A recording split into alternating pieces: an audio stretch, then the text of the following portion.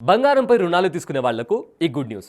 Gold లోన్పై అప్పులు ఇచ్చే బ్యాంకులు కొత్త ఆలోచన చేస్తున్నాయండి. ఇక నుంచి అప్పు తిరిగి చెల్లించేందుకు ఈఎంఐ పెనాల్టీ తీసుకురాబోతున్నాయి. నెలవారీ రుణాలను చెల్లించేందుకు త్వరలో కొత్త స్కీములు ప్రకటించబోతున్నాయి.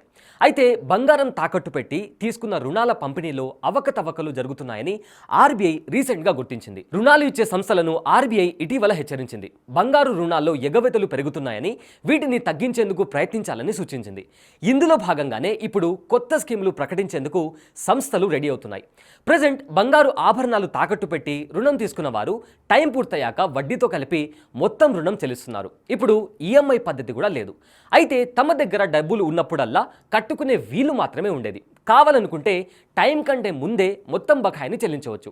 కానీ ఇక నుంచి రుణం మంజూరయ్యాక వడ్డీ అసలును నెలవారీ నమూనా వాయిదాలు అంటే ఈఎంఐల రూపంలో చెల్లించే వీలును కంపెనీలు కల్పించబోతున్నాయి. అయితే బంగారు రుణాలను చెల్లించేందుకు కొత్తగా అప్పులు ఇవ్వాలని నిర్ణయించారు. గోల్డ్ తనఖాపై ఇచ్చే రుణాల్లో అవకతవకలు జరుగుతున్నాయని గుర్తించినట్లు సెప్టెంబర్ 30 నాటి సర్క్యులర్లో ఆర్బీఐ వెల్లడించింది.